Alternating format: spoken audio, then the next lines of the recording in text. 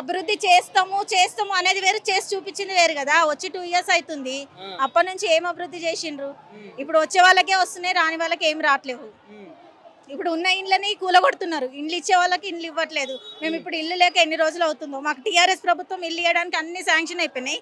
మాకు ఇప్పుడు కాంగ్రెస్ వచ్చినాక క్యాన్సిల్ చేసేసి ఇప్పుడు మేము ఎవరిని అడగాలి? ఇల్లు లేకుండా ఉన్నాం మేము. లాస్ట్ మూమెంట్ లో మాకు ఇల్లు పోయింది, ఉండడానికి ఇల్లు లేవు. వాళ్ళ అమ్మరాజ్యం ఇంద్రమ్మ రాజ్యం లాగానే ఉంది.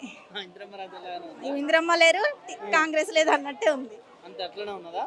నమ్మకం లేదా కాంగ్రెస్ పైన?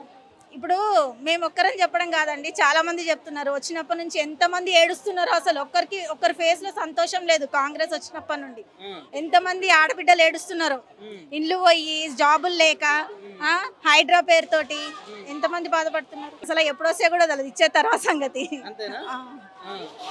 తులం బంగారం అన్నాడుగా మరి. అసలు 2500 తెలియదు. ఇంకా తులం బంగారానికి ఎక్కడ పోదాము? తులంకి ఏం తక్కువ అవుతుందా? 1,00,000 రూపాయలు కాలే, 2500 ఇవ్వట్లేడు. తులం బంగారం ఎప్పుడు ఇస్తాడు? ఇంకో మాట, కోటీశ్వరం కూడా ఇచ్చేస్తాను. వద్దులేండి, మమ్మల్ని ఉన్నట్టు ఉండనిస్తే, ఇళ్లలో ఉండనిస్తే చాలు. కోటేశ్వర్లో ఈ ఆశ లేదు. గవర్నమెంట్ చేస్తుందంటే అసలు ఆశ లేదు. ప్రజలనే పాలన చేస్తున్నారు, ఇంకేం పైన ప్రత్యేకంగా చేసిన పాలనలు ఏం లేవు.